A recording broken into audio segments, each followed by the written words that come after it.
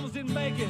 I almost didn't last. Why does the week go by so slow, the weekend so fast? But luckily the days come to take my cares away. It's not Sunday, Monday, or Thursday. That's right, it's Friday, Friday. Tonight I'll party with my friends.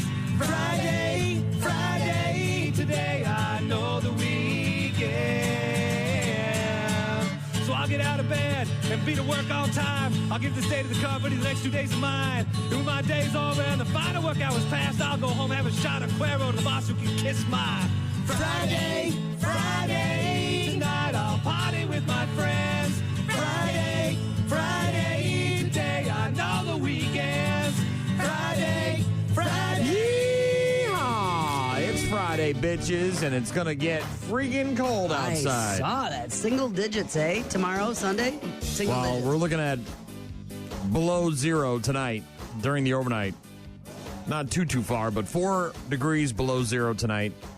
Getting up to a balmy 3 degrees during the day tomorrow, and then sinking down to 10 below on Saturday night. Is that what it is? Okay. And then 7 on Sunday. We're looking at temps in maybe the mid to upper 30s by next week. So it is going to be a brief little dip into the really frigid temperatures before it rebounds into the 30s. Hopefully. But bundle up if you got to go outside this weekend. And if you're Stay traveling, warm. just keep that in mind. Yeah. Maybe throw an extra blanket or two in your car. I'm going to. Some hot hands or something like that, or, emergency phone. I don't know what you... But, yeah, be prepared if you got to be traveling. You don't want to get stuck in the cold weathers. Jim texted in, said, have a great weekend, stay warm. Headed to Cancun, Mexico on Monday with his girlfriend for Christmas. Oh, that's fun. That's a bikini Christmas. That's a hop, skip, and a jump from Georgia, where Jim lives now. Thank you very much, Jim. Appreciate that. It's always a pleasure to hear from you. Also got a text from Tom, bright and early, said he wants to hear some Round and Round by Rat. Says, good morning, Brian and Gene. Will you play some Round and Round by Rat? Have a great weekend. Also, Chad early this morning, up and Adam wants to hear some Anthrax, Bring the Noise. So lots of people listening and wanting to hear stuff. I'll try my best to get to all that. We've got a lot of other stuff to get to this morning. Including Doc, who's going to join us. I'm so excited to hear from him. NASCAR lawsuit got settled yesterday. We'll get the latest from him on that. Plus, he's going to be hosting a bus trip later this month for us, and we'll talk to him about that as well. We're going to be talking about Christmas movies. We're going to be talking about holiday spirits. We're going to be talking about bad news with happy music and all sorts of other stuff as well. But if you want to be a part of the program, rockmornings.com for all of our contact info. And again, stay bundled up because it's going to be very cold this weekend.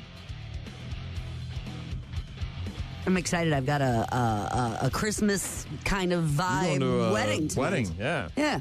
I'm excited. A Friday night celebration of love and all the right things on a leading into the holidays. I'm excited about that. Short ceremony, right? Yeah, short ceremony, Like lots that. of dancing. Going to be a good time. So I'm happy to celebrate them tonight. It's a little bit of joy. Added joy, if you will. Did you get a present for them, or are you like... It's stone cold cash, baby. There you go. That's the way to do it. Told you. No need to overthink it. $50 is $50. That's right. Goes a long way. Some music in a bit from the Deftones, and I'll get to one of those 2 requested songs here as well. Rock Mornings with Brian and Gene on your rock station. Did you get your ticket yet? No. Are you picking it up Yeah, I gotta today? do Are that you today. going tomorrow? I'm going to fill Are up you my going to car. do different spots, maybe buy multiple tickets? What's your sitch? No, I'm going to fill up my car with gas because I don't want to do it this weekend when I'm traveling and it's cold outside. So I'm going to do that while it's not zero. And I'm going to buy my ticket this afternoon on both of those on the way to the wedding. Okay. I have no strategy. I don't pick numbers. I let it auto-generate. And I tend to go to the same KT. You know what I mean? It's the one that's, Close to your house. Yeah, close to my house. Where you gas up. Yeah. I may sprinkle this time. Different strategy. Normally, I'm the same. $20, quick pick, whatever. Walk out of there with the ticket, never win anything. Maybe I'll sprinkle. $5 to $10 here. $10 over here. Maybe a 20 spot over here, but 9 o'clock tonight. Wednesday's jackpot. It's actually tomorrow night, Saturday. Oh, drunk. is it? Yeah. Wednesday's jackpot obviously did not win. Now it's the 7th largest Powerball jackpot in history. An estimated cool $1 billion. Still a chance 1 in 9, 292 million that someone could take home the jackpot after tomorrow night's drawing. You're more likely to get eaten by a shark. Oh, yeah.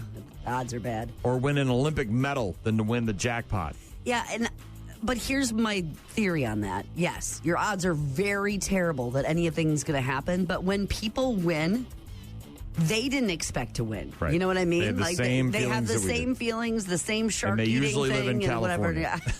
New York, California. If there is a winner tomorrow night, that person will be able to choose between a $1 billion prize paid out in yearly installments or one big lump sum, estimated to be about $461.3 million. Both amounts are before taxes and other withholdings.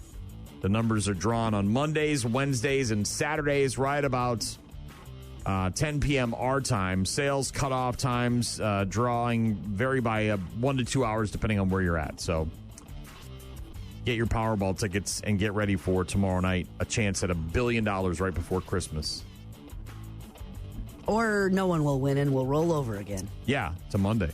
The large gubernatorial race in Wisconsin is getting a little bit bigger. I saw another candidate throwing their hat Yeah, in. so Joel Brennan is a former top aide or top official in Governor Tony Evers' administration. He announced yesterday that he's going to run to succeed the two-term Democrat, joining a very crowded primary field.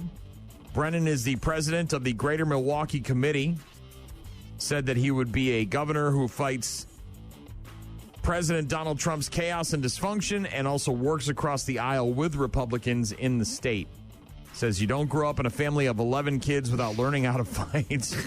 He was the 10th, by the way, of the 11 kids. So he says there's a difference between just fighting and getting something done.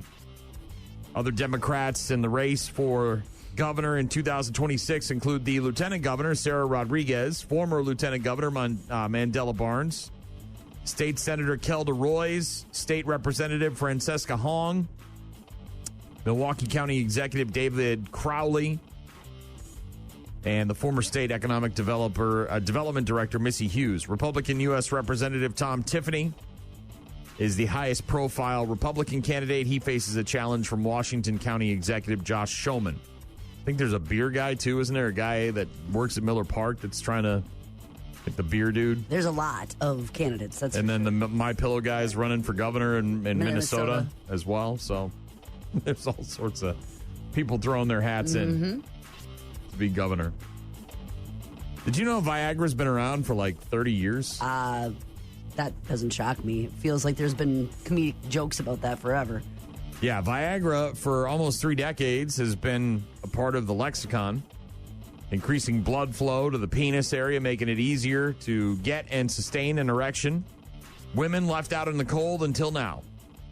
No real pharmaceutical fix for a low libido. This is not just lubricant either, FYI, even though it may seem like it because it's a cream that comes out of a tube and you got to rub it on yourself. But seems like it, but it's not in the same Viagra product line.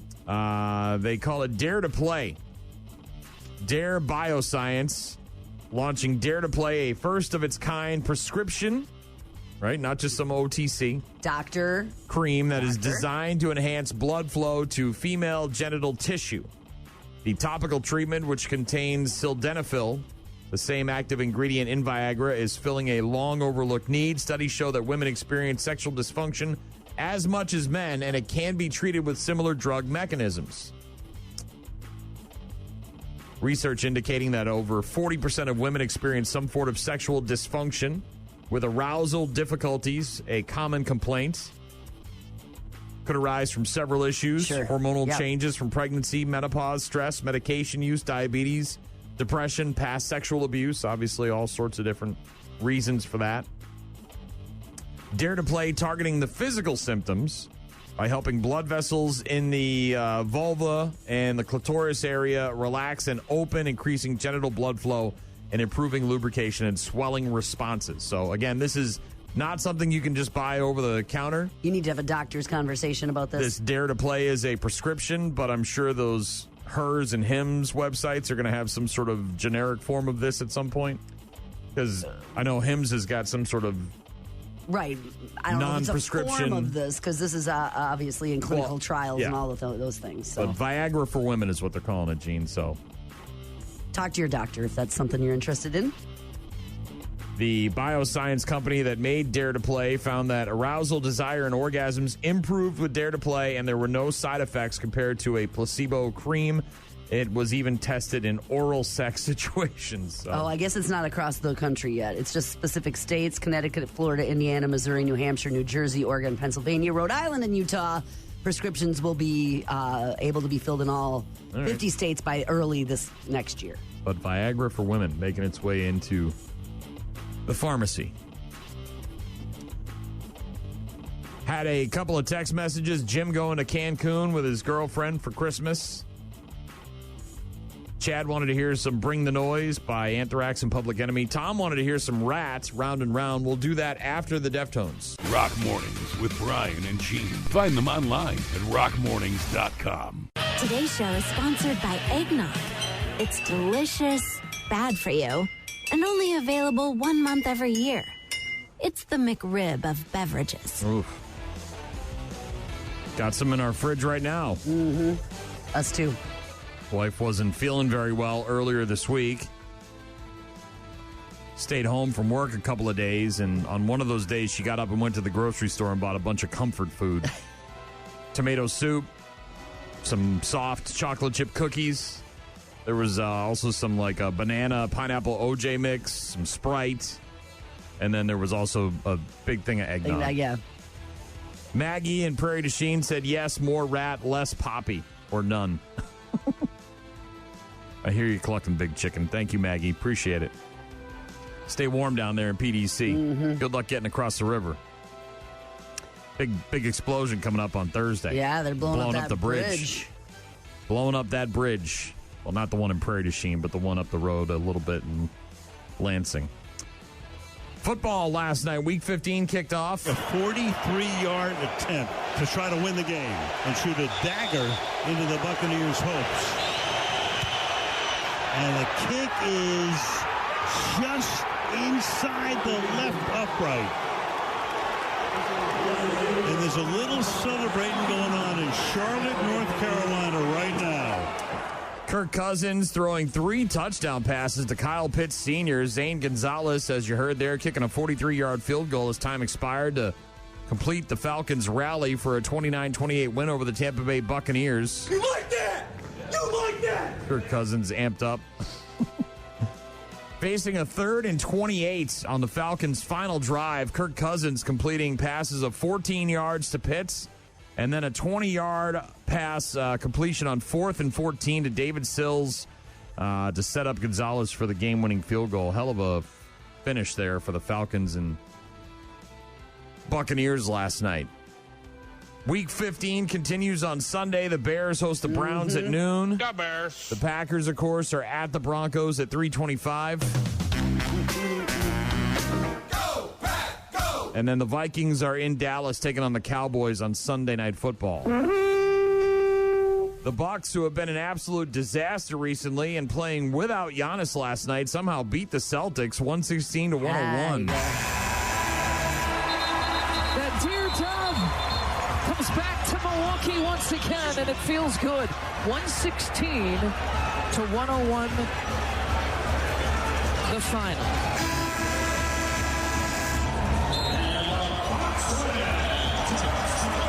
And the Bucks snap that 5-game win streak here for the Celtics. Bobby Portis, 27 points off the bench. His first double-double, 27 and 10. Yeah, Portis had a hell of a game for the Bucks last night, who got the win. They're off until Sunday when they'll be at Brooklyn at 5 o'clock. So Bucks have a couple days off now before they take on the Brooklyn Nets on Sunday evening. Number 3, Wisconsin taking on number 2, Stanford. That game tips off today at about 1:30 on ESPN in the Sweet 16, the women's volleyball tournament. Find a spot to watch that. Very exciting to watch the Lady Badgers do battle on the court. Absolutely. They're good. Very good. And Sharon Moore, boy, oh boy, more and more details coming out, and it's all bad. We had a meeting yesterday, and you know, the people that work here who didn't really know what was going on, I had heard some of the stuff that had happened, And there's a whole lot more. Part of the 911 call was released. TMZ got their hands on that. But apparently some stalking going on, threatening this woman with a knife. I guess, there was a pregnancy. He had a wife and 3 daughters, and just claiming that he was suicidal. It's just an absolute mess. But Sharon Moore reported to be suicidal, had a knife after he went to the woman who was his assistant. Yes. So she went to her apartment following his firing. It sounds like based on, what I took out of it, it sounds like they broke up, and then she went. Michigan had already done an investigation. I think at the time they had both denied it. So then there was no allegations or anything. And then he, I think, broke it off, or she broke it off. And then she went to the university and showed them all the proof of the texts and the receipts and all that stuff. And then they fired him for cause. And then he went off the handle and went to her place and started threatening her with a knife. And he remained in jail yesterday. His first court appearance will be scheduled for today. So obviously later on today, we're going to find out a whole lot more. This woman, by the way, was given a 55% raise last year to $90,000 a year. The university previously investigating claims of his inappropriate relationship with a staffer, but he denied it. He was fired when the staffer came forward with evidence of the affair after he fired her. Michigan football insiders reported that Moore had been acting strange, berating assistant coaches, and doing all sorts of other stuff. A female caller reporting to a 911 dispatcher that Sharon Moore had been armed with a knife and had been stalking her for months. Male at the location is attacking her, and he's been stalking her for months, is what a male voice could be heard saying in the audio that TMZ has attained. But yeah, apparently also some deep dive into his online presence and what he was doing. DMs with OnlyFans models and following hundreds and hundreds of college girls and OnlyFans models, female reporters and anchors. And not that. Not that there's anything wrong with following people on the social medias. That's what they're there for. But at the same time, it leads to bad stuff. Yes, it paints a bad picture. I mean, it doesn't help. Right. No. Probably a 40-year-old man with a wife and 3 daughters shouldn't be following a bunch of college girls, right? Like that just... especially when you're the head coach at a college, a very large university, no less. It's constantly in the spotlight. That's already been mired in all sorts of different issues for years and decades. And, just what a fall from grace for him, an immediate fall from grace, right down to earth, and it looks like it's going to get worse before it gets any better. Yes, I agree with that. Supposedly, may have attended Diddy parties as well. I don't know. You don't know if there's what's true with this and what's not yet. There's a lot of this, that, and the other thing information out there, as opposed to solid. I also heard there was a DoorDash driver that brought a Plan B kit to Michigan, and that's one of the. I had said yesterday that it's. There was allegations that she was pregnant and that he had wanted her to, abort the baby. And again, these are all just allegations floating out there on the interwebs. So, but we'll find out more today when he's in court. Sharon Moore, what a disaster, man, in Michigan. Got a text from Jay. Said there's a stalled semi-truck in the right lane, westbound I-90 coming into La Crosse. Thank you very much, Jay. Appreciate that. So, okay. Be wary of that if you're on I-90 coming into La Crosse. Rock Mornings with Brian and Gene on your rock station.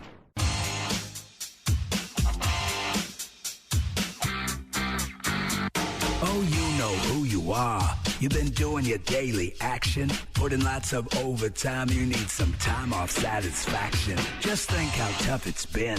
You've been putting out all that labor. If you use your wit, you can get out quick and do yourself a favor. Friday in effect, and you're pretty beat, I bet. It's been one tough week, you've hit your peak, and you've earned your paycheck. But now this week is over, and it's a little fun you're seeking. Your grin is wide, and I know why. Look out, here comes the weekend. You know what I'm saying? I do, actually. That weekend's gonna be a monster, y'all. It's here, and it's going to be cold, unless you're Jim and you're going to Cancun for Christmas with your girlfriend. Have fun, Jim. Yeah, like single-digit cold and below 0 at night. So chilly, very chilly this weekend, Saturday and Sunday. If you want to stay inside and watch a bunch of stuff on the boob tube, you're in luck. There's Taylor Swift today, tomorrow, every day, all day, twice on Sunday. All the Taylor Swift stuff is happening this weekend. Today on Disney Plus, Taylor Swift, the Eras Tour, the final show. It's the full concert film captured during the final show of the tour. Features the entire set of the Tortured Poets Department, the acoustic sets in there as well. We've had so long to prepare for the end of this tour. And we get to play one last show for you here tonight. I want to thank every single one of you for being a part of the most thrilling chapter of my entire life to date. Yeah, that's on Disney Plus today. Tonight on the CW, Luke Wilson is the Grand Marshal for the 93rd Annual Hollywood Christmas Parade. You like watching Christmas parades on television? Speaking of more Taylor, The End of an Era on ABC tonight at 7 o'clock. A 1-hour preview of the 6-part docuseries about Taylor Swift's Eras Tour, followed by a preview of the final concert from that tour, which is also going to be on Disney Plus at 8 o'clock. So that's on ABC. Huh? Yeah. Well, there's more. Don't worry. We'll get to that. All right. Also tonight on ABC, a new 2020 special called Avatar, A New Era. Talking about the new Avatar film, which is coming out soon. What is it? Fire and Water? Something like that. Over on Netflix today, the new Knives Out movie. Oh, good. Wake Up Dead Man, a Knives Out mystery. You're the only one on stage with the Monsignor at the time of his killing. At that church who hated his guts. The spirit really moved him today, huh? So tell me, what the hell happened? Everyone thinks I did it. I didn't do it. This goes way beyond normal police work. This is something even I have not experienced. A perfectly impossible crime. This case is solvable, right? Well, I'm incapable of not solving a crime. Oh, you'll see. It's fun. Wake Up Dead, a Knives Out mystery. Daniel Craig, of course, is back investigating the impossible murder of a Monsignor, played by Josh Brolin, in a small-town church. The rest of the cast includes the potential suspects, played by Mila Kunis, Glenn Close, Jeremy Renner, Kerry Washington, Thomas Hayden Church. Everybody's in it. I'm excited to watch it. It looks like it's kind of like a cross between Conclave and Knives Out, you know, with the church theme to it. It's supposedly very good, but we'll see. A little more fun than Conclave, a little more tongue-in-cheek. Also on HBO Max today, the streaming premiere of Spinal Tap 2, The End Continues. Nice. Michael McKean, Christopher Guest, and Harry Shearer reunite for one last concert, try to convince their 12th drummer that it's not fatal to join the band. Hi, I'm Marty DeBerge. 40 years ago, I was honored to direct a film called This is Spinal Tap. These go to 11. I'd like to sink her with my Pink torpedo? That's literature. Yeah. Really? We're still short a drummer. What happened to him? He sneezed himself into oblivion. Is that medically possible? We'll go back in time to that mystic land. Paul McCartney, Fran Drescher, everybody else that's alive that was in the first one is probably back for Spinal Tap 2, The End Continues, making its streaming premiere on HBO Max today. Over on Apple TV, the streaming premiere of F1, the movie. Brad Pitt as a driver who gets a shot at redemption. Some people look at Sonny Hayes. They see a guy who lives in a van, a gambling junkie who missed his shot, the best that never was. But I see possibility. F1, the movie, streaming premiere on Apple TV today. Tomorrow night on CBS, a town hall with Erica Kirk, the widow of Charlie Kirk. Okay. A sit-down town hall with Erica Kirk tomorrow night on CBS. That starts at 7 o'clock. Also tomorrow night at 7, this is on the CW, a 90-minute special called Taylor, a documentary about the 20-year career of Taylor Swift. I told you, she's all over the place, man. This weekend is made for It's apparently Swifties. Taylor Swiftie weekend. Saturday Night Live is new this weekend with Josh O'Connor as the host and Lily Allen as the musical guest. All right. On SNL, on NBC. Some holiday-themed skits, I'm certain of it. Oh, yeah. I think next week is when they... special? Next week's when they do the holiday special where they play all the big ones, including Sweaty Balls. Sunday night on HGTV, a 1-hour special called White House Christmas 2025, taking you through all the trees and decorations and things that happen at the White House. Also, Sunday Night Football. What's this matchup? This is the Cowboys hosting the Vikings on Sunday Night Football on NBC. Also on Sunday night on HBO, the first season finale of It, Welcome to Derry. That series about it as opposed to a movie? The prequel for how Pennywise came to be, essentially. That is on HBO on Sunday night. Also, Sunday on Netflix, a new stand-up special called Robbie Hoffman Wake Up. If you want to go watch something in the theaters this weekend. Yeah, tell me about it. A couple of movies making their premiere. Number one is Ella McKay. You've probably seen some commercials for this. It's rated PG-13.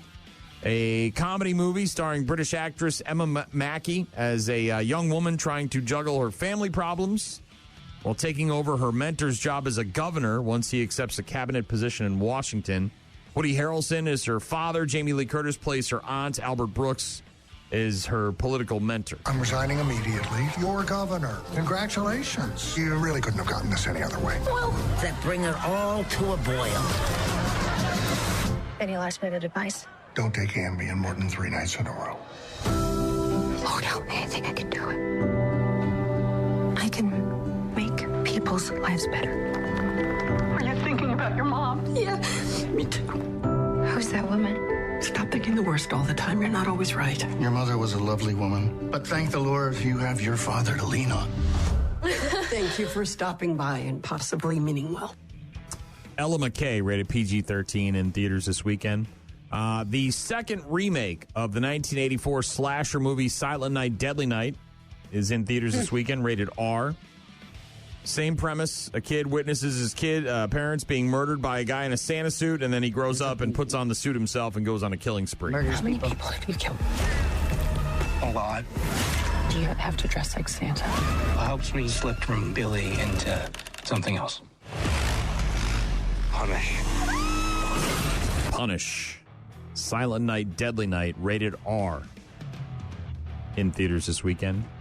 And How the Grinch Stole Christmas. What about it? 25th anniversary, the re-release of the live-action film starring Jim Carrey as the Grinch and Taylor Momsen from the Pretty Reckless as Cindy Lou Who. Where are you, Christmas? Why can't I find you? Why have you gone away? Yeah.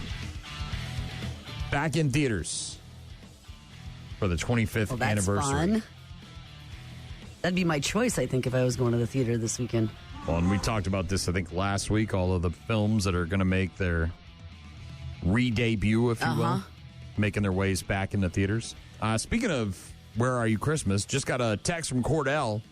Said, quick questions. Do you guys have the remake Christmas song, Where Are You Christmas, by the Pretty Reckless? And if so, can you play it at some point? It's brand new, isn't it? It starts out with her when she's young, and then they, her as she is now, and they kind of duet for a little bit, and then it switches to her, her. You mean this song right here? Yeah, that's what I mean. Rock Mornings with Brian and Gene. Find them online at rockmornings.com.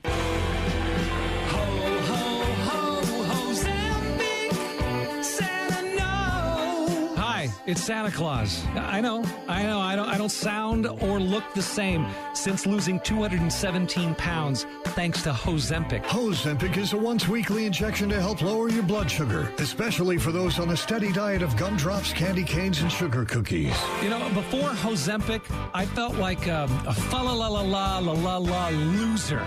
And that bowl full of jelly, it's now a bowl full of abs. You might feel naughty on Ozempic. Hey, girl, you want to mingle with the Kringle? Side effects include confusion, seizures, and may cause some to feel less jolly. Damn it, Flippy, this rocking horse doesn't rock. Son of a... Once weekly, Ozempic. Since Ozempic, the girls around Santa's workshop, they don't call me Father Christmas anymore. They just call me Daddy. Ho, ho, ho, Ozempic. Ho, ho, ho, Ozempic. Use as directed. Be careful with that stuff. It can make you look strange. I know you're losing weight and you're feeling good, but... Oh, yeah. I know a lot of people that are doing really well on it. Kelly Osbourne just looks like a different person now. That's all. I think there's other stuff going on There's there. Obviously. That was a very difficult Plastic year surgery, for her, but and hey, to each their own. But challenging. I think they're going to start using it for fat cats. yeah, Ozempic for cats, which honestly is probably a better idea because, like, we have the option, the choice, most of us, let's just say, of actually doing some exercise and eating better. We just choose not to because we're lazy and we want the easy route. Cats, however, like, they don't necessarily have the ability to exercise sometimes. Well, you've seen the stories where maybe a person, overfed a cat or a dog, where they take right, and then it's not their fault. Yeah, I mean, Yeah. they're just that's their instinct. It's like, hey, there's food, I'm going to eat it. So anyway, they're working on that too, which is interesting. One way to not lose weight is to eat 83,427 cookies. A bunch of home bakers just set a brand new record in Pittsburgh for the largest Christmas cookie exchange of all time. This is amazing. That's amazing. It happened at the end of November, but they just shared the final count this week. 67 teams from 14 different states baked and displayed, not just baked, but also displayed like a cookie walk. Brought it over there, took it out. It's a cookie walk, yeah, a cookie exchange. Yeah. 83,427 cookies. A team from New Zealand also got in on the action, but a bunch of bubbas. We are very excited to announce the results of the world's largest Christmas cookie exchange. So, you had everything decorated like snowballs and Santa Claus and reindeer, just a lot of fun. The best cookies are going to come from the Bubbas in southwestern Pennsylvania. There's just no doubt about it. The Bubbas. The Bubbas. And if someone doesn't know, what's a Bubba? A Bubba's a grandmother, a beloved grandmother. I need that in my life. Me too. I do too. I absolutely do. Do we have rental grandmas? 7,000 dozen, by the way, if you do the math, ish. Laura Magone, the creator of the wedding cookie table community, said the cookies were all Christmas themed. You had everything decorated like snowballs and Santa Claus and reindeer. A lot of fun. 83,427 cookies, setting a new world record. 583 bakers, 67 states, teams, 14 different states, even some from New Zealand. Can you imagine the deliciousness that was there? How do you even get through it all? Well, you just... 83,000 cookies and then some. Another grandma that's going viral right now is the grandma who lit her birthday cake on fire. Did you see this? No. Did it... What? She couldn't put out all the candles because it was a mess and it... It wasn't candles. I don't know what's going on. She poured some kind of accelerant on the cake. I think it was supposed to be like think of like a poo-poo platter. You ever had a poo-poo platter in a Chinese food restaurant? And they usually come with that blue rock. Yes. Whatever it is that burns. Well, this is some sort of like that? Alcohol. And she was, I don't know what, I honestly don't know. All I know is I saw a white cake with way too much frosting. She had some sort of measuring cup where she was pouring something in the cake on the top, lit it on fire, and then everything's on fire. And everyone's escaping, trying to run away from the table. I mean, it's all over the table. And then someone takes the tray that the cake is on and puts it on a chair that's also fabric, which is not a good idea. Doesn't make it any easier for the house to, not get burned down. But the video is going super viral right now. This grandma who lit her cake on fire. The time has come. Oh, that's not. That's Mr. That's Cookie Monster. He's talking about the cookies. Yeah, talking about those cookies at the cookie walk. No, this is the grandma. Keep the flame away until you pour it on there. Mom. God.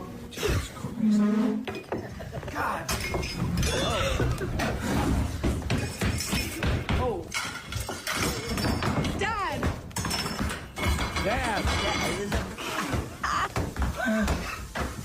Yeah. I was going to go for the fire extinguisher, but we probably didn't have time for that, did we? That is the grandmother. Her name is Anne. Sounds like chaos. That sounded like chaos. Happy birthday gone wrong. I think the cake was made to look like a marshmallow. And maybe she was supposed to, like, light it on fire so it would toast up like a marshmallow. Oh. Because the top is brown already before she puts the stuff on the cake to light it on fire.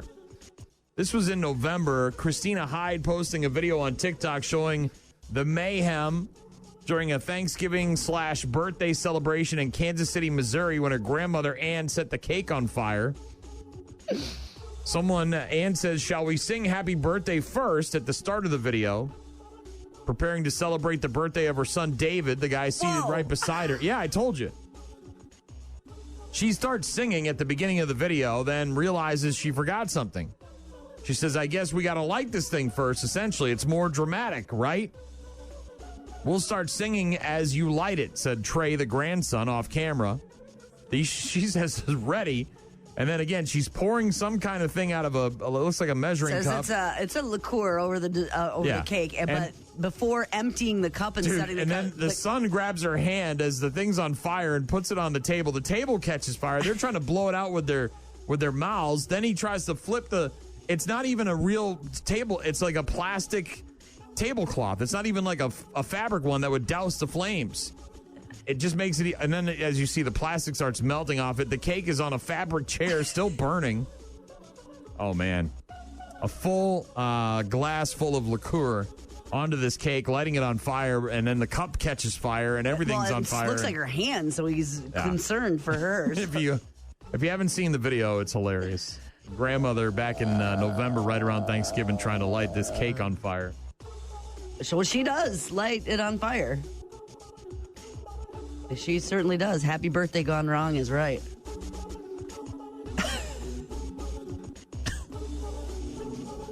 Lots of people commenting, recreating the video on their own as well. Yeah. But the grandma who lit her birthday cake on fire, going viral. Rock Mornings with Brian and Gene. Start your day with Rock Mornings. Christmas is here. I wish I was in the mood. Why not amp up the season with 5-Hour Holiday Spirit? From the makers of 5-Hour Energy, 5-Hour Holiday Spirit will give you the boost you need for holiday shopping. Traffic, crowds, darkness, cold temperatures, family, and bills.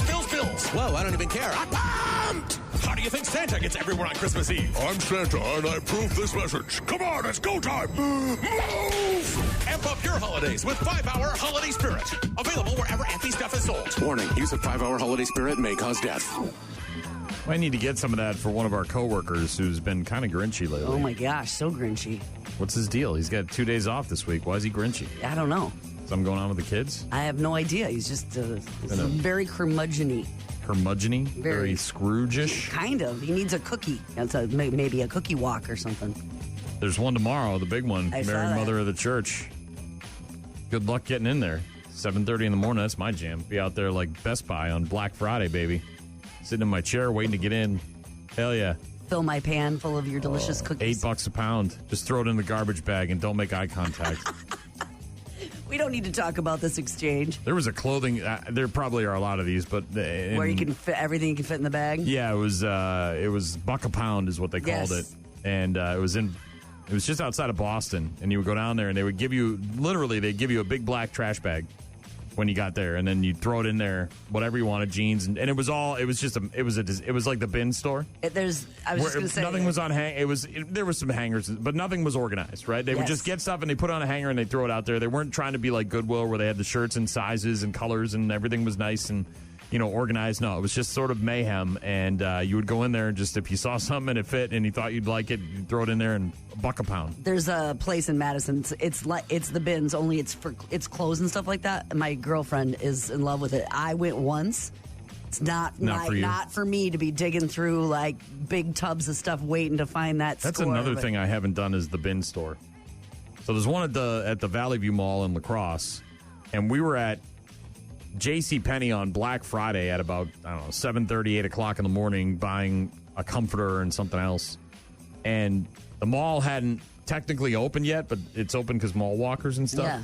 And then there's 300 people lined up to get into this store to go rummaging around in trash and Amazon returns for like $5, $7, $8, $10, whatever it is. And it's like that all the time. Have you ever been in one of those things, the bin stores? Once. I've never done it, and it's all like sealed Amazon returns, right? That's kind of the deal. Yeah, like I said, my girlfriend loves it, and then Marketplace, and the and hope they is that- Poshmark, and they find Right. she The hope finds is that stuff. you find an iPhone in there, or you find some expensive and then shoes, or. But the bins, the one in Madison, I'm not kidding. They're like this big, and they're full. And my friend, she's falling in there. Yeah, she can't. Yeah, I don't know if I have. People line up outside to see. I know what they do. got. I saw it, and I'm like, Yeah. man, don't you guys have things to do? No, well, they do. They have good deals, fine stuff, treats, magic. If you are not feeling the holiday spirit, here's a couple of quick ways to get into it. Okay. These are actually simple, easy things, and they're not like all that groundbreaking. Play some holiday music or watch your favorite holiday movie. Yeah.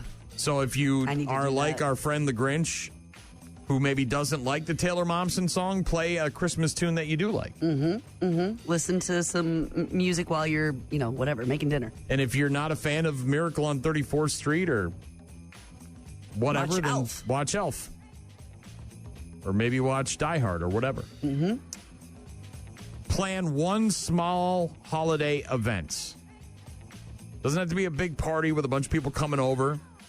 Maybe just a shopping trip with a friend. Maybe some cookie making time with family members, kids, right? Maybe decorating the tree if you haven't done that already. Something along those Go lines. see some But light, drive around, look at the lights. a small holiday event. There you go. Get in the car. Go look at the rich people by the golf the country club. All the beautiful lights. You know what? They're super pretty right now because we have snow. We have a white Christmas for the first time in a long time. This is interesting. This is a good suggestion here. Ways to get into the holiday spirit. Instead of addressing and trying to send dozens and dozens of Christmas cards, yes, maybe one very special card, right? So send one Christmas card to someone special. The rest of them, obviously, you can put an address on, throw them in the envelope, send them out. But maybe that holiday spirit will start to flow through you if you write one really nice card to someone special. Mom, grandma, maybe you reminisce. You start thinking about all those years they did stuff. Another thing, this is right up your alley. Make a donation to a good cause. There's no shortage of places to do that this time of year. Salvation Army. Well, the bell ringers, we rang the bell ringers. on Tuesday. If you see them, drop something in there. But I know lots of people do end of year giving, and there's no shortage to find some good nonprofits. What did here. he say about? I was trying to explain this to my wife last night because he said for ringing the bell, if it's you have $82 an hour with someone ringing the bell at the bucket, as compared to average. Yes, as compared to $10 a day. Correct. So if they put again, to reiterate, when we had the guy in here last week from the Salvation Army talking about their need for bell ringers this time of year, he said that if you don't have someone at the bin or at the bucket ringing the bell, they take in an average of $10 a day. A day. Yes. From start to finish. But if they have bell ringers there, yes, they take in an average of $82 an hour. Yeah. So highlighting again the importance of having someone there ringing the bell. Right. And maybe that puts you in, and you said make a donation. Yeah. Maybe it's a donation of your time. Maybe it's cash, isn't your, you're not flush with it, but you can give 2 hours to give back to your community. Last on the list of small ways to get into the holiday spirit, look at old pictures from past holidays like Chevy Chase in the attic. Find those old movie reels. Look through a photo album, something like that. And then maybe it'll get you in the holiday spirit, feeling a little nostalgic, a little festive. But we definitely have a Grinch. Good idea. Thankfully, he's not here this week. He's out the last couple of days. He's been crabby. Chuck texted in and said the local bin store was started by a WTC instructor named Willa, who works with inmates in La Crosse County to give them work experience and a job reference for their resumes. I didn't know that. Is that true? I'm assuming it's true. Chuck seems like he would be the guy to know. Seems like a hell of a thing to just make up for fun on a Friday morning. Just to get me to say it on the radio so I sound like an idiot. Which I don't need any help with, by the way. Thank you, Chuck. Interesting. I didn't know that. Not my jam. Do they let everybody in at the same time, or do they let them in like 10 or 15? I have no idea. How does it work? Well, I was right outside of that ringing the bell the other day, and there was people in there, but there was no line. And maybe it's just on Saturday mornings or something when they Fresh open batch? up. Fresh batch. Fresh batch? Yep. Pallet of Who knows what's in there? Headphones. It's a mystery. That's the thing. It's look, I was enthralled by Storage Wars, right? I loved it because the idea of finding treasure in trash is ideal. Yes. You buy a stupid storage locker for a couple $100. Next thing you know, you got Who a knows Picasso what's in there. there? Nothing. It could you be got just a bunch garbage. of G1 Transformers. Yeah, you got a hell of a deal. So it's that. I think it's the mystery of the. I don't want to be waiting outside the store though, like to get like. You don't know what's in there. An Amazon box for $5, and then there's nothing in there. There's a deck of cards or something. It's a chance you take. I'd rather sit in front of a spooky spin if I'm going to gamble. Don't forget to get your Powerball. Yeah, that too. Sports coming up after P. Roach. Rock Mornings with Brian and Gene. Find the daily podcast at rockmornings.com. Papa Roach getting away with murder. It's Gingerbread House Day. Are you making one this year? Are you trying to make a gingerbread house? I don't know.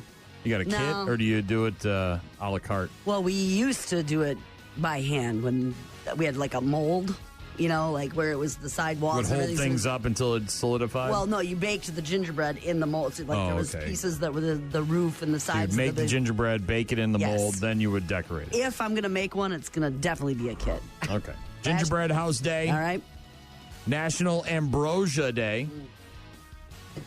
That's like Jell-O and whipped cream and fruit, right? Yeah, Isn't no that Jell-O. It's like whipped cream and fruit. Yeah, we usually make it at Thanksgiving. Like mandarin oranges and maraschino cherry, pineapple.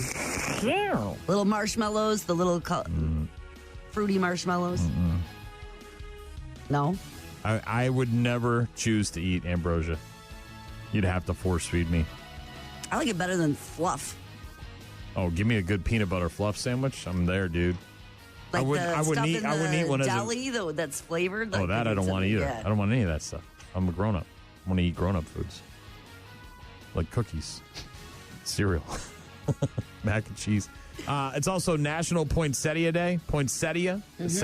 Poinsettia? Do you have a preference? Potato, I think. And it's also the Festival of Unmentionable Thoughts. Is this like the things you say in your brain, like Elaine on the train when it breaks down and you don't... Just keep them to yourself. The Festival of Unmentionable Thoughts is today. I got confirmation from my guy Trent, who said, yes, it's true. Everyone goes in. Each day is different prices, and you can usually see what's in every box. I said, are you allowed to open the boxes? He says, you're not supposed to, but people do. A lot of things in their original package, things in brown boxes have a UPC on them. You can use Amazon to scan it. Said his wife goes in when it's the $2 days or fill 50-gallon bags for $10. We get a lot of party plates for our kids, cheap fidgets that I give to the kids at the school. Haven't gone to the first Saturday as there are a ton of resellers that go. So, yeah, these are the people that are going to they're making a living off of that, selling stuff back on the interwebs, right? Yep.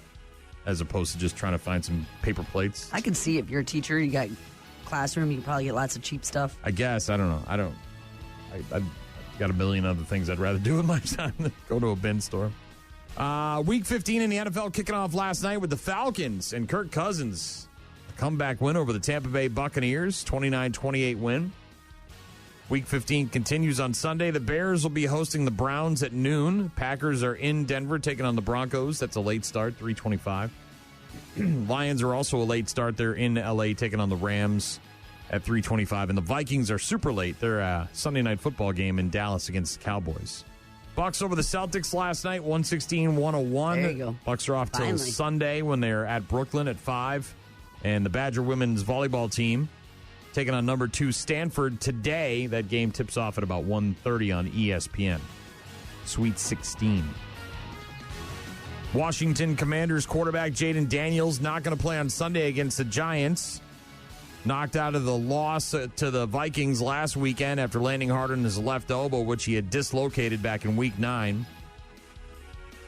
Head coach Dan Quinn said that Daniels could have returned to that game, but with the score 17-0 late in the third, the coach decided to insert the backup and said that Daniels aggravated the injury, but should be good to go after the Giants game. Army-Navy is tomorrow at 2 o'clock on CBS. Big matchup there, Army-Navy. And then the first bowl game is tomorrow night at 7 o'clock on ABC. It's Boise State taking on Washington in the Bucked Up LA Bowl. First bowl action. And then, of course, tomorrow also is the final match for Thugonomics. John Cena wrestling for the final time at WWE Saturday night's main event. 7 o'clock on Peacock. Oh boy, that's a big one. It's going to face Gunther. Former heavyweight champion Gunther earning the right to retire Cena, winning the Last Time Is Now tournament. People are going to be excited to watch the final match. Yep. Is our coworker having a big party? Is it a big probably watch gonna have his party? pants off. He's going to be pants off and tissues in hands as he cries and wanks his crank at the same time. Has his buddy over so they can high five. Yeah. Yeah. It's not going to be his final match. They all get back in the ring. I know, but it's a big deal. Really big deal. Not a big deal. You know how many times Hulk Hogan retired? You cried about Brett Favre. Boy, Hogan put Favre to shame. He lapped him twice and then some. In terms of retirements, they all retire. They all, whatever. He'll be back in the ring within 5 years. Guaranteed. That may be true, but that doesn't mean that they're not going to have great ratings tomorrow night. Cause people are going to be tuning in. For sure. No doubt. John Cena's final match tomorrow night. It's Rock Mornings with Brian and Gene. We've got Doc joining us after 8 o'clock to talk the NASCAR settlement, the lawsuit coming to an end yesterday with a settlement. Also, Doc's going to be hosting one of our bus trips here in the near future, so I wanted to talk to him about that, make sure he's prepared. It's coming up in just a couple weeks. Mm-hmm. So we'll talk to him. We're also going to talk Christmas movies, and we'll get to bad news, happy music as well. Don't go anywhere. Rock Mornings with Brian and Gene. Weekdays, 6 to 9. Good evening. I'm here to see Holly McClain. Just type it in there. Cute toy.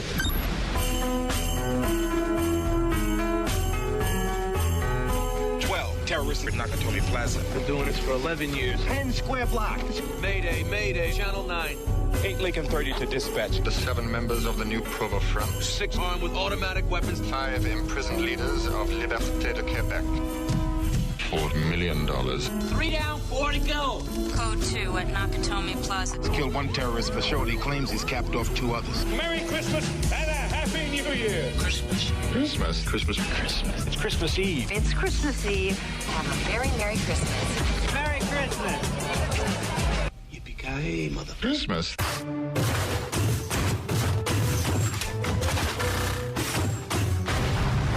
Die Hard is a Christmas movie. Mm-hmm. I agree with you. It takes place at Christmas. There's Christmas songs in the movie. He uses Christmas tape to tape the gun to his back before he shoots Hans Gruber.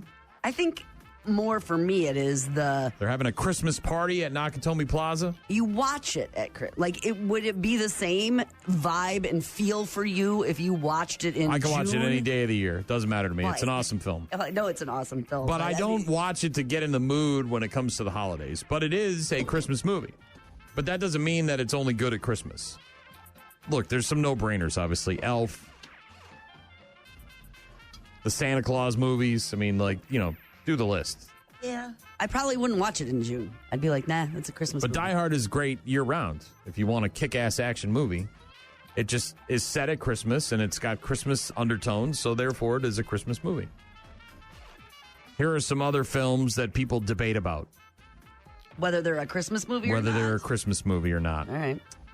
Every single Harry Potter film, the entire decade, 01 to 2011, all of the Harry Potter films, with the possible exception of the last one, have some kind of Yuletide vibe / wintry vibe. I mean, these kids are going to school in the fall. And winter. I would never winter. say that those are Christmas movies. But I wouldn't necessarily consider them Christmas movies. Would you? No. No? Okay. Number 2 on the list, I would definitely put this in the realm of Christmas films. One of the big set pieces is the lighting of the Gotham Christmas tree in Batman Returns. There's lots of snow. There's all sorts of other Christmas elements in the film. This is the one with Michelle Pfeiffer as Catwoman. Yeah. You got the Penguin, right? Living underneath the city and the sewers. Christopher Walken, it's Christmas time, is giving out bonuses and stuff like that. So, yeah, I would say Batman Returns from 1992 falls in the realm of Christmas movies. If you're looking for something alternative, right? That isn't one of the major ones. Gremlins from 1984 is definitely always makes the list, doesn't it? A Christmas film. I mean, he was looking to buy a Christmas present for his kid, and he ended up coming home with a Mogwai. There's a ton of snow everywhere. Everyone's got Christmas trees. There's Christmas music. The town, the middle of the town there, which is also from Back to the Future, all decked out in Christmas gear. Gremlins is definitely a Christmas movie. It usually makes the list of Christmas films. I guess that's another one that you could watch any time of the year, though. Some people are arguing whether or not the first Rambo film, called First Blood, is a Christmas movie because it has a Christmas tree in the background of one of the scenes. Okay. So obviously it was set during Christmas time. I don't know. That's a bit of a stretch. May need a little more there than that. This one is definitely a Christmas movie. There is a Christmas party. You've got one of the main characters dressed up as a drunken Santa, waving a handgun and stealing salmon and eating it with the fake beard. Is this Bad Santa? What is this? No, this is Trading Places. Merry New Year! Happy New Year. In this country, we say Happy New Year. Of course, Trading Places doesn't end on Christmas either. Goes to the New Year because he gets on the train. They're trying to get those insider trading secrets and all that stuff. It's a Christmas and maybe a New Year's movie. Trading Places. Edward Scissorhands from 1990. There's a lot of snow in it. A lot of snow in that one. Me. I can't. Speaking of ambrosia, all the weird women with the hair come out and they're like, you simply must try my ambrosia salad. He does the thing with the ice sculpture and it makes it snow. And some people are saying that Edward Scissorhands is a Christmas movie. Yeah. I would say this is definitely a Christmas movie. The very first Lethal Weapon movie takes place around Christmas. There's trees, there's decorations, there's ornaments, there's presents. Snowy, wintry weather. Well, they're in California, so there's no snow. The weather's much warmer. But Lethal Weapon, the very first one from 1987. You could put it in the nonconformist Christmas movie section if you wanted to. Murtaugh and Riggs. Another one from 1976, Rocky. This might be the greatest American holiday movie of all time because you get Thanksgiving, Christmas, and New Year's, and you also get a lot of punching. Rocky, no? Not for you? Mm-hmm. Yeah, I kind of like this list because these are movies you wouldn't normally watch at Christmas, but yet... Well, and they're classics. They're classics. Yeah. Rocky from 1976. Okay. Making the list of non-traditional Christmas films. Another one that makes the list, and I just watched this the other day, actually. Iron Man 3. This is the one where the guy who explodes. It takes place at Christmas? Yeah, so remember he ends up like stranded in like Tennessee with the little kid who's got the little shop in his garage. And he ends up hooking him up with like a whole bunch of gear afterwards. Iron Man 3, no? You don't remember that one? I don't. The whole movie plays out right around Christmas, so people are saying Iron Man 3 is a Christmas film. If I was building Iron Man and War Machine... It's Iron Patriot now. That's way cooler. Yeah. No, it's not. But there's a whole litany of other films on here. Eyes Wide Shut, which... Kiss, Kiss, Bang, Bang. The movie Hook, apparently. Scenes in the real world are set at Christmas as opposed to the ones in Neverland. See, now, Ref makes my list of Christmas movies every year. I love that movie, but some would argue that that's not a Christmas movie. It just takes place at Christmas time. Yeah. Like those. Jacob texted in and said Iron Man 3's villain was the Mandarin. Sort of. I mean, he was the face of the villain, but he wasn't really the villain. He was an actor that the real villain used to create fear and, yeah, all that stuff. Thank you, Jacob, though. As I mentioned, I just watched it, so I'm well aware of who is in the film. Non-traditional Christmas films, plenty of them out there. Definitely Lethal Weapon, definitely Gremlins. Tom says, Bad Santa is one of my Christmas holiday traditions. The first one, not the second one. The second one didn't need to be made. If you want to add to the list, feel free, rockmornings.com. Get into contact with us. You can also download the apps. Get in touch with us that way. We got Doc joining us in just a bit to talk racing, find out about this NASCAR settlement that occurred yesterday. Yeah, and enjoy, maybe run some errands today if you can. Take care of some stuff this afternoon because it's going to be real cold in the morning. Yes. Real cold on Sunday morning. Extremely cold. We're talking single digits during the day on Saturday and Sunday, down into the negatives. Some gas, fill up your tank. Negatives tonight, tomorrow night, and Sunday night into Monday. But then hopefully, again, rebounding next week. We're looking at temps maybe in the mid to upper 30s, so car wash. Might be thinking car wash. 36, maybe 37 by Wednesday. Whoa. Yeah, told you. It'll be a quick turnaround. Rock Mornings with Brian and Gene. Find them online at rockmornings.com. Normally, it's only during the NASCAR season, but this NASCAR season seems to be dragging on with all sorts of other stuff happening, like this lawsuit. We're going to, of course, get on the phone with our buddy, the mid-pack legend, Billy Doc Niles, a.k.a. Captain Retirement, a.k.a. hashtag Mr. Fister, a.k.a. hashtag this guy. Happy July. Aw, Doc. It's Merry Christmas and Happy New Year. Hashtag this guy. I'm kind of anal. That's what all the guys at the campground say. Hashtag this the guy. He's got it locked on the rock. He's listening to the doc. They are. I'm sure our guy Shorty is listening in Florida. Hashtag this guy. You're getting a thrill by listening to Bill. Every single time. Hashtag this guy. He gets to stay on the box. Hell yeah, he does. Maybe this weekend. Last weekend was a no-go. This weekend we'll see. Hashtag this guy. Going to have to come from the back. Certainly if he's going to come from anywhere, he's coming from that back. Hashtag this guy. Going to be a big one for them. That's what she said. Hashtag this guy. He could be coming from your backyard. Again, Doc. coming from the back. Hashtag this guy. A lot of beating and banging. Sounds like a good weekend at Doc's house. Hashtag this guy. Nothing says you can't slip one in without saying anything. Without saying anything. Sneaky Pete, that whole wake up and roll over situation. Hashtag this guy. First day with the new tongue. Oh, boy. Practice. Hashtag this guy. God damn, I'm going too fast. Nobody said that ever, Bill. Hashtag this guy. He sees her. He doesn't have time to turn away from her. Blasts her in the rear end. I'm so glad that exists. Like So when you're glad. thankful for all Nothing. the things in. Very few things will always put a smile on my face. Mr. Blue Sky by ELO. Watching Cat Williams talk about your white friends. And then Doc talking about blasting girls in the rear end. Hashtag this guy. Whoa, what am I touching here? Whoa, what are you touching here, Doc?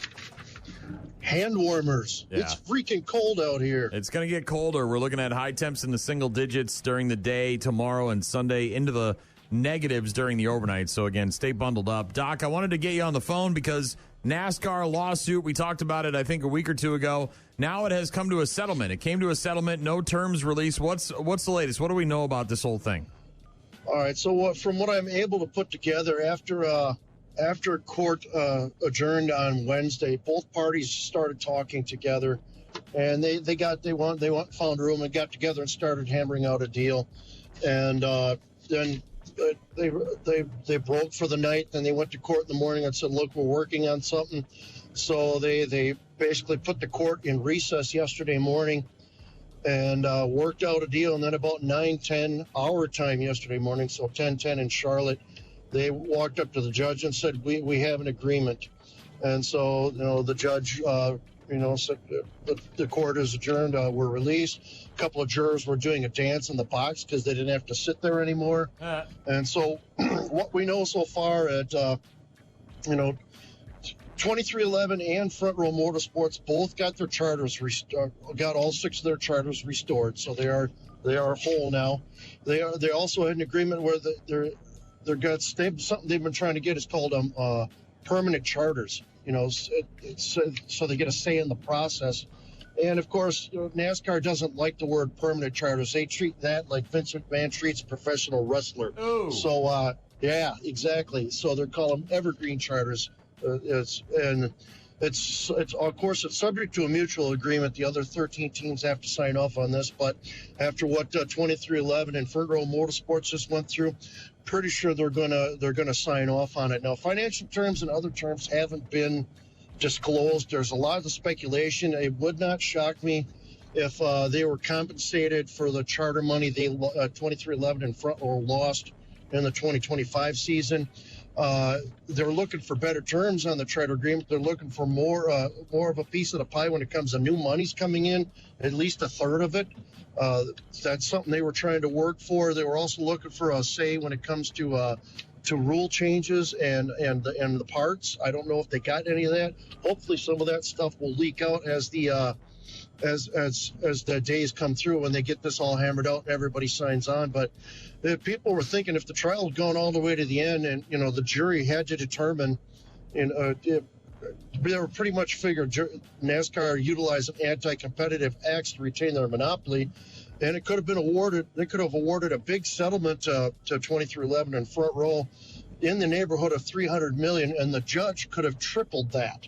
So NASCAR, I think after they saw all the people, all the witnesses, I think they saw the writing on the wall that this probably wasn't going to go their way, and so they walked over to him and said, "Hey, let's work on something here." They actually almost had a deal right before the Phoenix race earlier this year, but NASCAR said, "Nah, that doesn't look good to us." Well, now I think NASCAR had to concede some points.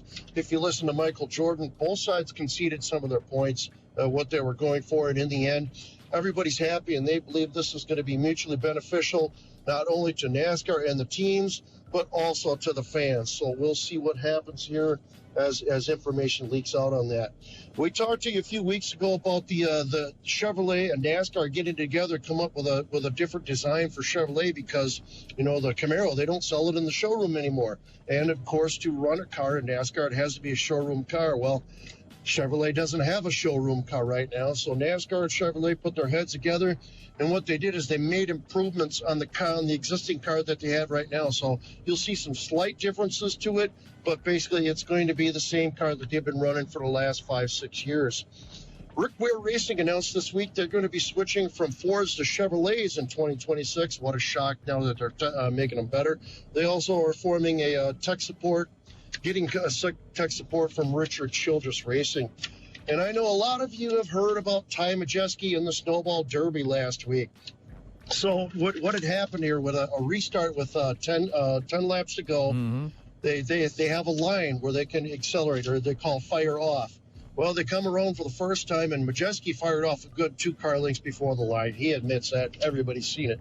Now, the second one, you watch videos, this one's open to interpretation. Looks to me like he fired right at the line. According to the Snowball Derby officials, he fired before the line. They black flagged him. He got sent all the way to 23rd place. So he protested it. They denied his protest. And so Stephen Nossi was declared the winner. That's leaving a bad taste in his mouth. But if you go to Ty Majeski's Facebook page, he made the best of it. They drove home. They drove all night and came home. And the next morning, they made a video with snowballs in different positions, like in a hot tub, in a dryer, getting run over by a truck, getting hit by a baseball bat. It's a pretty funny take. They got a good sense of humor about it. The La Crosse Fairgrounds Speedway posted a link for their 2025 fan vote.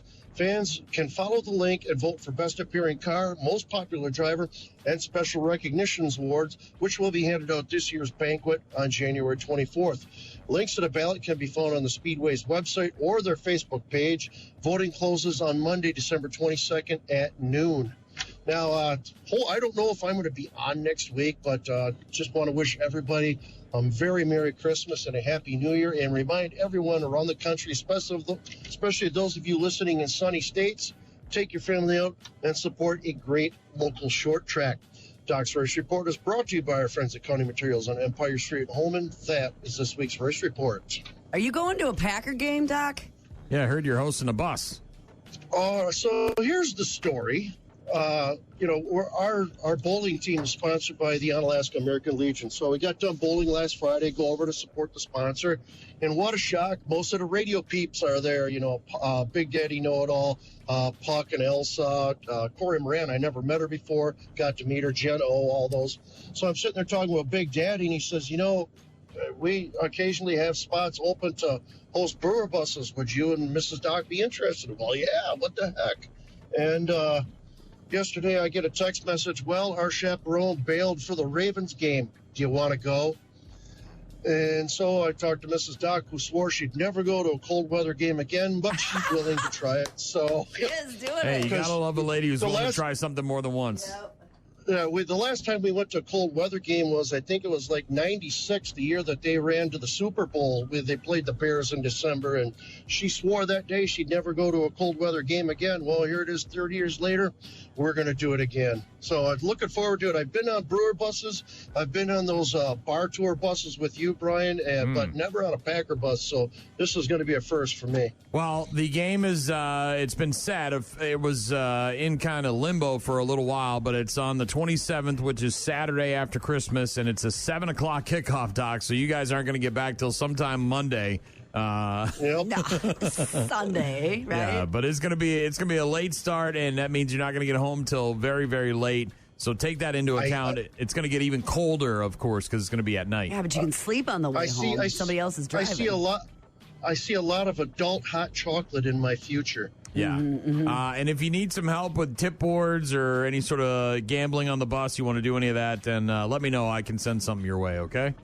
Yeah, well, Big Daddy said he would send me some details, and I definitely planned on talking to you about what, I've sat in the back and drank beer before on a brewer bus and on a drunk bus, but never on a Packer bus. So this is going to be fun. I'm looking forward to it.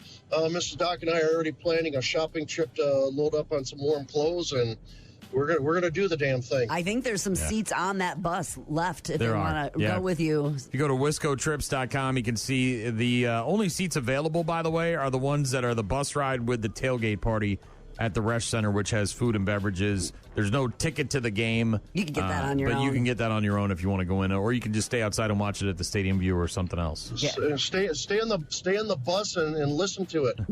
No, you can get tickets. Get the app. You can get tickets and join Doc. Thanks for joining us on short notice. Appreciate it. Always a pleasure. Have a great weekend. Not a problem. And like I said, guys, Merry Christmas, Happy New Year, and we'll talk to you in 2026. DOC on the phone with us. A little impromptu racing report of the NASCAR settlement yesterday, the Ty Majeski stuff, and Doc hosting a bus trip. Mm-hmm. Big shooter. Bad news, happy music is coming up next. Don't go anywhere. Rock Mornings with Brian and Gene. More from Brian and Gene is coming up. You're about to enter a beautiful, exciting, wonderful new world.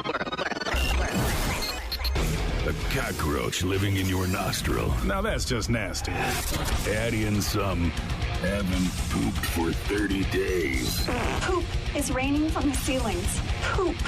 And sprinkle in some hashtag Florida Man for flavor. Florida Man. Florida Man. Florida Man. Florida Man. Florida Man. Florida Man. Florida Man quits his Burger King job, steals all of their chicken nuggets. It's bad news. Bad news. With happy music. Let's rock. You can add this to the list of reasons why I don't do things like Uber Eats and DoorDash. All right. A female DoorDash driver in Indiana named Courtney was caught on doorbell Ring camera dropping off a bag of food, taking a photo for the app to alert the person that it had been delivered, and then spraying something on the bag before leaving. Customer says they ordered $30 worth of food from Arby's, had it delivered. Not long after starting to eat the food, the guy's wife started having trouble breathing. Then she vomited, apparently. They inspected the food, the bag, realized that it might have been tampered with. They looked back at their security footage from their doorbell Ring camera, and that's when they saw the delivery person spraying their food, possibly with pepper spray. Ugh. Wouldn't you notice that right away? Yeah, when you touch the bag, you get around it. I mean, like, you smell it. The customer complained to DoorDash. They refunded him his money. They also told him that the driver had been kicked off their platform. Sure, yes. Now the police are involved, and the customer says he's definitely going to press charges. Unclear if the police have tracked her down yet. The wife has recovered. The guy apparently added a $2 tip, which is about 7%. Oh, and that's why? So if you don't tip enough, I'm going to spray poison on your food? Technically, no one knows why the driver sprayed the food, but a lot of people assume she wasn't happy with the tip. She's going to need to deal with the legal ramifications over just a couple of dollars. She could face charges ranging from battery and food tampering. The food tampering, by the way, is a felony. Yeah. I noticed my wife had started eating, and she started choking and gasping, and after she had had a couple bites of her food, she actually threw up. And I had to look at the bag and see that there was some kind of spray or something the bag had been tampered with. So I pulled up my doorbell camera and seen that the lady that dropped the food off had actually tampered with it. We assume it's pepper spray. It's more than likely what it is, but now in this day and age, it could have been anything. Could have been rat poison, could have been fentanyl. We live in a terrible world right now. Horrific. People are mean for no reason. There was no reason to do what she done. No. There is no reason. Don't be a DoorDash driver then, you know what I mean? If you can't handle tip or no tip, you know what I mean? Like, she's doing all the things, right? She's getting the order, she's getting the food, she's delivering it, she's taking the photo of it, and then, oh, not enough, so I'm going to spray poison on your food. Elsewhere, this is in Florida, hashtag Florida. I got to be honest, as a kid who also committed crimes, I kind of like this idea.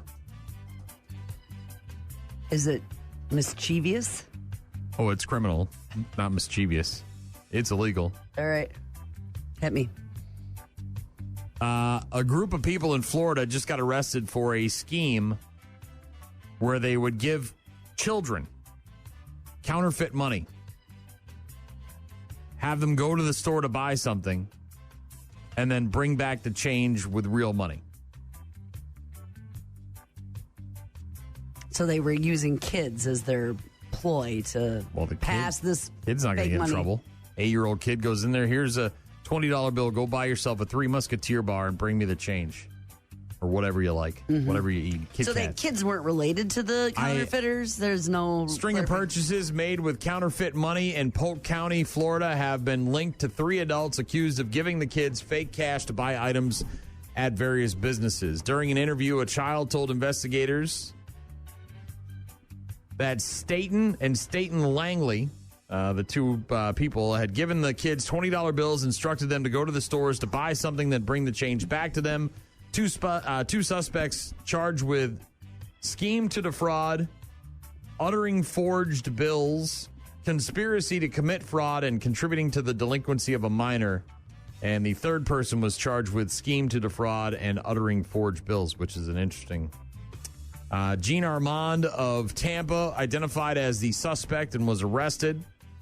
Deputies in the sheriff's department began investigating reports of counterfeit bills being passed at a couple of different local businesses inside the same shopping plaza. See, and this is where the criminals, they have a wonderful, brilliant scheme, but they don't know any better. They're like, we'll just stay in here and we'll hit all these businesses. You can't. You got to move. You got to go to different places. You can't be centered. They'll find you. So they really didn't know these kids then. A witness said they saw the suspect leaving in a gray Kia SUV during an interview with detectives. Gene Armand, who was identified as a suspect and arrested, claimed he got the counterfeit bills from his friends. Oh, okay. 25-year-old Quinice Staten Langley and 24-year-old Beyonce Batiste Staten. Names. Oh, my God. Yeah, deputies spotted the gray Kia SUV and pulled it over. One of the people and 2 children were inside the vehicle.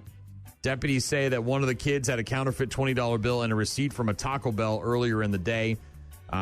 This person that was in the vehicle, the adult, had $400 in currency, 1s, 5s, and 10s, while another person in the vehicle had $100 in fake currency. Okay, so they did know the kids. They were taking them around. Yeah. They were just using them as to pass the money. If they were their kids or if they were just like related or somehow, but investigators say the counterfeit $20 bills were used by the child at a dollar store earlier in the day.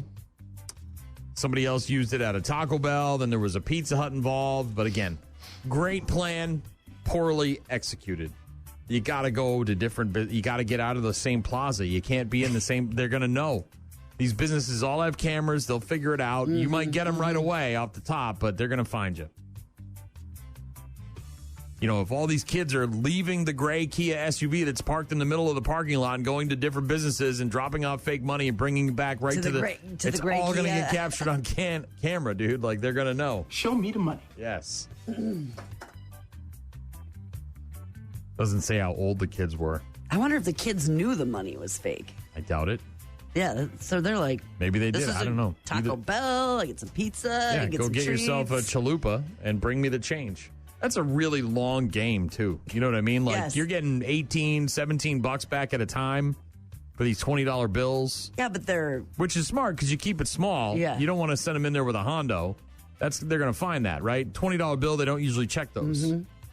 Anything above that, they're going to probably got and the pen. And you got or a they kid walking in with $100 bills. Exactly, right. Who's looking for one chalupa. Yeah. My mom sent me with a $100 bill to get a chalupa.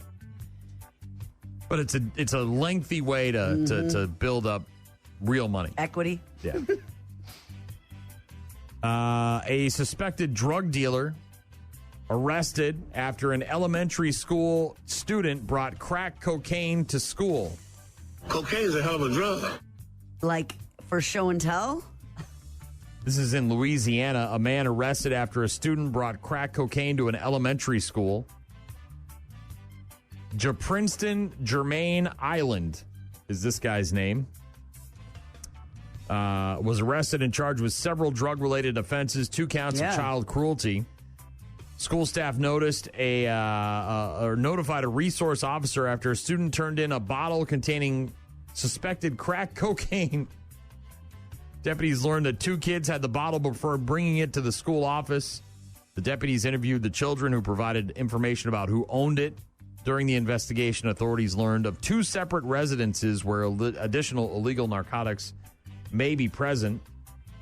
They got search warrants, went to both locations. They found nearly 900 suspected ecstasy pills, more than 30 suspected crack rocks, cocaine, marijuana, Xanax, and several tools used for packaging and distributing narcotics. Whoa. This guy, and kids. Princeton Germain Island, was arrested, charged with several drug-related offenses, a couple of counts of child cruelty. Can't be sending kids to school with crack cocaine. Don't smoke crack. What's going on there at home, right? There's a lot of drugs around a lot of kids. Took it themselves, or if he sent them there with it, or it was an accident, or what. But this is a wild story out of New Jersey. This guy was a hero until he wasn't a hero. New Jersey man hailed as a hero for seemingly trying to rescue his neighbor from her burning home is now accused in her murder. Months-long investigation determined a fire on July 25th that killed an 82-year-old woman named Virginia Cranwell in her home was intentionally set, and the man who lives next door is believed to be the killer. Over the summer, police and fire units responding to a 911 call about a house fire. Okay, I'm with you so far. First responders found that Cranwell was inside the home, was pronounced dead shortly after. Medical examiner later ruled the death a homicide. Her neighbor, a 70-year-old guy named William, was initially believed to have tried to help Cranwell, but he was arrested and charged in her murder on Thursday of last week. Now faces first-degree burglary, second-degree aggravated arson charges. Attorney information for the gentleman not immediately available. His son described his father's supposed heroics back in July, saying, quote, he just looked, saw the flames, went in, apparently opened the bedroom door, and all the flames just burst out. He fell backwards, and I guess that's how he got all his burns. I'm happy he tried. He tried his best. I can't imagine anybody else who would do that.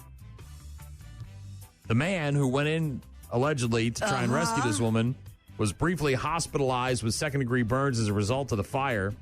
His son said his dad was so well-known and liked in the neighborhood, he was the street mayor, the mayor of the street. Many neighbors did not wish to speak about the arrest. Those who would talk did not want to be identified. One person said, since the fire, we all just thought he was a hero. I feel bad for the family. I really do like them. Everybody knows who he is. Ugh. And, no one has ever had a bad word to say about him. Since the fire, we all just thought he was a hero. I feel bad for the family.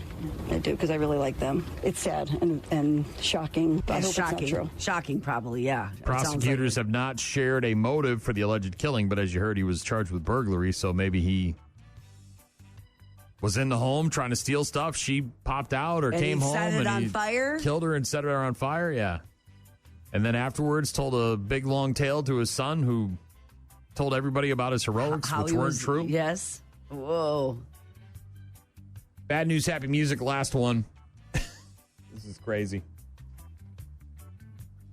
Texas, Lakeview, Texas. A woman pled guilty to breaking into her neighbor's home, fatally shooting her neighbor. What is this with neighbors killing neighbors here? And then drinking her blood before fleeing the area.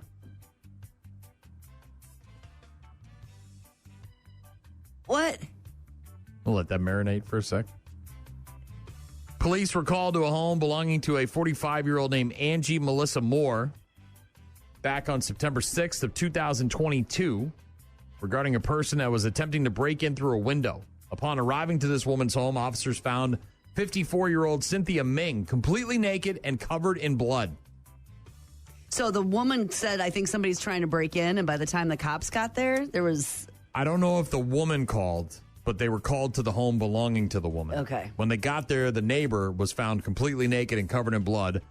She attempted to flee the scene, prompting officers to use their stun guns, their tasers. I'm sure. Proved ineffective, which means she's probably high AF on something. One officer eventually managed to apprehend Ming while other officers entered the home and found her deceased and laying in a large pool of blood.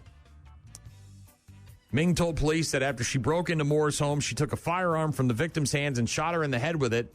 She claimed she did it because Moore killed her dog. After being admitted to the hospital, Ming allegedly told staff that she broke into Moore's house through a window, killed her, and then drank her blood. During this woman's trial, which ended back in December of this year, Moore's family revealed years of harassment Ming had inflicted on this victim. So it wasn't just a one-time deal where she got high and went crazy. Moore's mother, the woman who died, her mom, called Ming a, quote, force of pure evil that lives across the street. Moore had put up with aggressive, demonic harassing for at least 3 years before the murder. Ugh. Ming then pled guilty to murder, accepting a plea deal that resulted in her being sentenced to 50 years in prison. I'm going to take you to the bank, Senator Trent. To the blood bank. You wonder how many times the cops were called in all those years and how many things, how many steps and escalators and things could have been done or maybe could have. And if you're a homeowner, what are you doing? You know what I mean? If you're renting an apartment, you're moving, right? But like if you own a home. I don't know. I mean, I don't know what the whole story is here with this. If she got her family involved. I mean, obviously the mom of this woman knew. It. Yeah. Well, you would if. But is it so bad that you think they're going to come to your house, shoot you in the head, and then drink your blood? I'm sure not. Yeah. Crazy. Watch out for your neighbors, apparently. Oof. Right? I'm glad I like all mine. Well, maybe they don't like you. Sure they do. Uh-huh. God, why she always got all them kids over there? They like me. Uh-huh. Bad news, happy music. Our daily check-ins are coming up next. Rock Mornings with Brian and Gene. Find them online at rockmornings.com. Call. Hello. Email. I tried emailing you. Text. So many ways to check in with us. Check. We rely on you guys for traffic updates, requests, and all sorts of other stuff. Check this out. Hit up the website, rockmornings.com, for all of our contact info. Download the apps. 95.7 The Rock, 92.9 The X. Click the Win tab at the bottom. You can also submit voicemails and pictures and videos through the apps. We'd love to hear from you. Yeah. We got a picture from, I think it's Keon. This came in yesterday morning. It said, car wash crash. I know I'm late for today. This happened Wednesday night at Sparta Quick Trip South. White truck was next. I was behind him. He flew in, got them both stuck. I had to go in and tell them there's been a car accident in your car wash. and included an image where it looks like whoever's in that, it looks like there's a crossover, like maybe a gray or a dark blue crossover, was in the car wash, and then the white truck apparently somebody just barreled in and slipped or lost control of their vehicle or something, or wasn't paying attention, and then you got a little marriage there inside the car wash. That would be crazy to see. Yeah, and Keon sent us a picture of that. Thank you, Keon. Appreciate that. Always great to see funny images. Got a text from Shorty, hashtag Florida man. Said, stay safe and stay warm this weekend. It'll be in the low 80s here. The pool is 88 degrees. That's where I'll be. Whatever. Thanks. Yeah. That's nice and all, but I want seasons. I gotta have a break from heat. I can't. 88 is not a break from the heat, man. That is just the same damn thing the next damn day. I can't do it. It's like when we went to Arizona, it was November and it was in the 80s. And I was like, how do you live like this? Like, is this the coldest it gets? And they're like, yeah, pretty much. The snow is nice. The cold this weekend's going to be intense. Intense. 4 degrees tomorrow. Toma Tom texted in and said, Bad Santa, one of my Christmas holiday traditions. Yeah. The first one, certainly not the second one. That one was bad. Jacob said Iron Man 3's villain was the Mandarin. And I explained that I knew that. I just, but he wasn't technically the villain. He was an actor. He said, you sounded confused mentioning the Iron Man villain. My apologies. And I said, I got to dumb it down for Jean. She doesn't remember specific things from movies. So I have to be a little more broad and general when I'm, especially sequels, where they all kind of run together. Do you remember Iron Man 3 at all? I don't know. I know I've watched all the Iron Mans. Think of the one where the guy's glowing and then he explodes. Okay. No, not helping. What about, all right, Iron Man 3, the Iron Patriot. They paint up Rhodey's suit, so it's no longer just gray. He's not just the war machine. He's got the red, white, and blue on his suit. Yes. Now you remember? Yes. Okay, and he's got the president in there, and he's hanging from the wires on the ship. Okay. See, again, can't be very specific with Gene. Got to be more general, broad, big brushstrokes, right? Can't have those fine little... Chuck texted in and said the local bin store. Oh, yeah, we were talking about binning. Was started by a WTC instructor named Willa who works with inmates at the La Crosse County Jail and gives them work experience and a job reference for their resume. Also said there's another instructor named Jay that teaches them carpentry. That's cool. That is cool. My guy Trent confirmed that, said it's true. Everybody goes in at the bin store. Each day is different. Prices... you can usually see what's in every box. He said you're not supposed to open them, but people do. He said a lot of people will scan the UPC code on the box because they're from Amazon, and then they can tell what's in there. He said his wife goes in and gets party plates for the kids, cheap fidgets that he gives out at the school.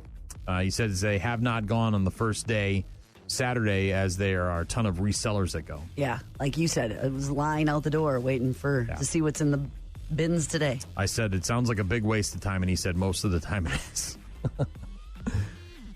Got a text from someone who wanted a link to the Ozempic song from earlier. Said his wife is a bariatric weight loss RN. So I emailed that to him. Ozempic, it's that time of year. Maggie down in Prairie du Chien was very happy to hear Rat earlier this morning, which was a request for Tom. He sent in a text, said, good morning, Brian and Jean. Will you play Round and Round by Rat? Maggie agreed with that. Good morning, Maggie. She wants less Poppy, more Rat.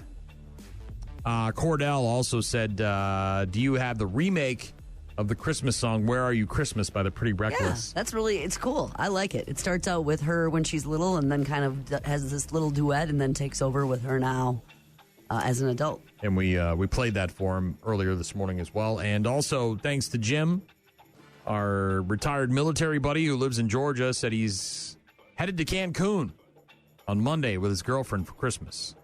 Sounds like a fun celebration. You ever done a Christmas in a warm somewhere else? No. Climate? No. You had relatives down in Floribama. You weren't there during the holidays? Never for Christmas. Never, not once. Huh? Nuh-uh. Nope. Right. Utah, but that's not warmer. That doesn't sound like fun for Christmas. What do they do for Christmas out there? Well, they don't believe in Jesus, right? They believe in the guy with the book. They are not Mormons. My sister-in-law and her family are not Mormons. They just live in Utah. Didn't he bury the book in the woods? Everybody. Wasn't that the deal? And then he fell asleep? No, I think he ate mushrooms. Special underpants? Did you look into that? The whole special underpants thing? Don't care that much. Special Mormon pants? No? All right. Well, have a great weekend. Stay warm. It's going to be very cold, obviously. So bundle up. Don't go out if you don't have to. Keep an eye on your old people, your dogs, obviously, if they're going to be outside. Don't let them stay out there too long. Kids as well. Their little paws. Yeah. Maybe some shoes, little dog boots. We'll talk to you on Monday.